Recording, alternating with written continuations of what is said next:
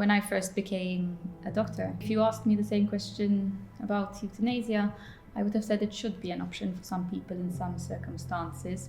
But now I've been working in palliative care for a few years, and I also worked with elderly people in geriatrics, and my opinion has changed.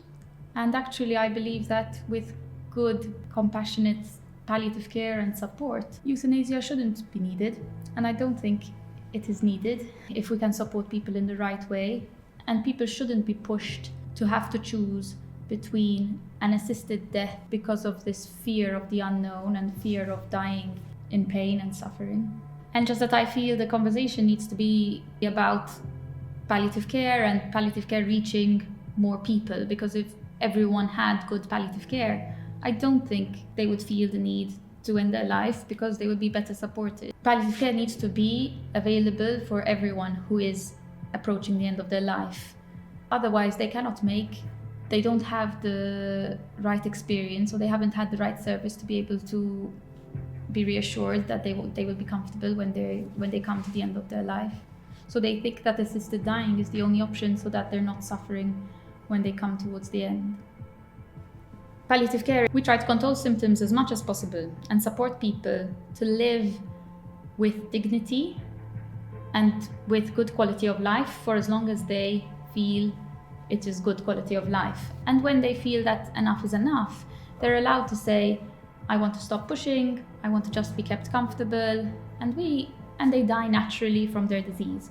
So for example, I had a patient with very advanced motor neuron disease. He had been living with it for many years. When he first got the diagnosis, it was a massive shock, just like it would be to me. But he adapted. He eventually lost the power in his legs, in his arms. He couldn't eat, so he decided to get a rig tube to feed him through his stomach, because that's what he wanted. There are some people who say, no, I don't want to go past that step. I'd rather just die naturally. But he did. And then he needed a machine to breathe with. And he was able to achieve many goals in this time, like do marathons and achieve other goals.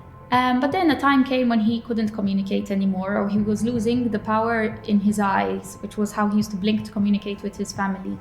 And he called us and he said, that's it. I don't want to keep pushing. I don't want this breathing machine that's keeping me alive. I want to take it off and I want to die naturally from my terminal illness. And so we planned it, we came to see him, we met him, we all felt it was the right thing. And then we started him on medications to keep his breathing calm and to keep him calm.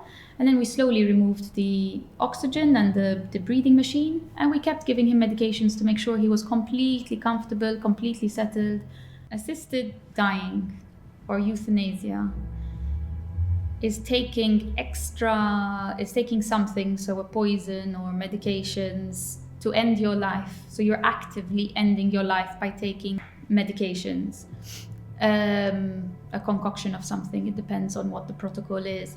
Whereas if you've got a terminal illness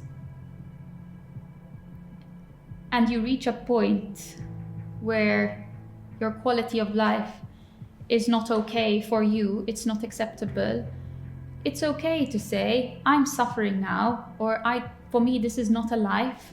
So I don't want to keep fighting. I don't want treatments that keep prolonging my life. Can they be stopped? And can I be allowed to die naturally from my disease? And yes, you're allowed, and that's just letting the disease, the cancer or the terminal illness take its course. And if you do that, it doesn't mean I'm going to stop your morphine, I'm going to stop any other drug that's keeping you comfortable. So probably we'd continue all the medications that are keeping you comfortable, control your pain, but I won't give you extra things or take you to hospital if that's not what you want. We will just keep you comfortable and let nature take its course.